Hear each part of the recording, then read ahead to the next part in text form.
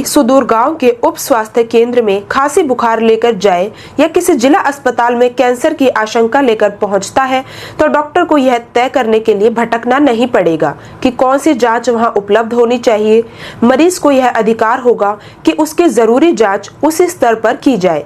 बीमारी की शुरुआती पहचान और सटीक इलाज के लिए भारतीय आयुर्विज्ञान अनुसंधान परिषद (ICMR) ने राष्ट्रीय आवश्यक डायग्नोस्टिक सूची NADL 2025 का दूसरा संस्करण भी जारी कर दिया है, जिसके तहत एक देश एक चिकित्सा जांच को बढ़ावा दिया जाएगा। इसी साल जनवरी में ICMR ने इस सूची का पहला संस्करण जारी किया, जिसमें संशोधन के बाद नई सूची जारी की है। ICMR का कहना है कि ये सूची अब भारत की स्वास्थ्य प्रणाली के चारों स्तर स्वास्थ्य उपकेंद्र, प्राथमिक स्वास्थ्य केंद्र, सामुदायिक स्वास्थ्य केंद्र और जिला अस्पताल या मेडिकल कॉलेज के लिए जांच का खाका तय करेगी, जिसका उद्देश्य चिकित्सा निदान के अंतर को कम करना है ताकि यूनिवर्सल हेल्थ कवरेज का लक्ष्य पूरा हो सके। ICMR की ये सूची भारत में पहली बार एक ऐसा स्तरीकृत ढांचा प्रस्तुत करती है जिसमें 157 प्रयोगशाला जांचें और 29 इमेजिंग जांचें शामिल हैं। अभी तक देश में पहले जांच सेवाओं को लेकर कोई एकीकृत नीति नहीं थी। एक ही बीमारी के लिए अलग अलग राज्यों में अलग स्तरों पर जांचें होती थी। इससे न केवल भ्रम होता था, बल्कि लाखों मरीज जांच से वंचित भी रह जाते थे। ICMR के महानिदेशक डॉक्टर राजीव बहल ने कहा है कि ये सूची डॉक्टरों के लिए एक दिशा निर्देश की तरह है और मरीजों के लिए अधिकार का दस्तावेज भी है।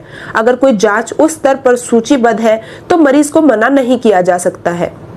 चिकित्सा जांच को 11 बीमारियों के ग्रुप में बांटा। नई सूची के तहत चिकित्सा जांच को 11 बीमारी समूहों में बांटा गया है, जिनमें संक्रामक रोग, NCD, पोषण, मातृ शिशु स्वास्थ्य, मानसिक स्वास्थ्य और डेंगू, चिकनगुनिया जैसे उपेक्षित उष्णकटिबंधीय रोग शामिल हैं।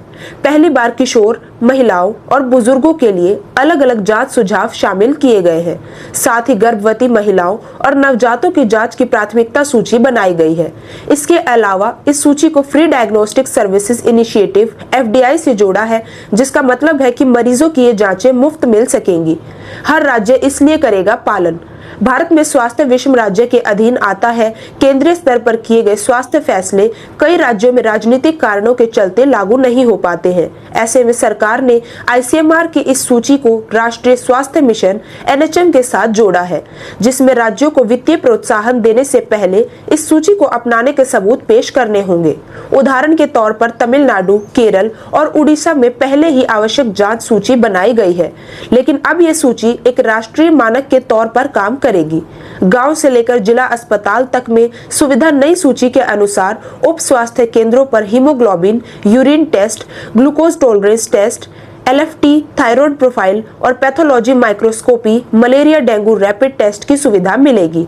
पहली बार गांव में रैपिड टेस्ट सुविधा दी जा रही है, जो रोगी के शरीर में संक्रमित होने के बाद विकसित एंटीबॉडी का पता लगाती है।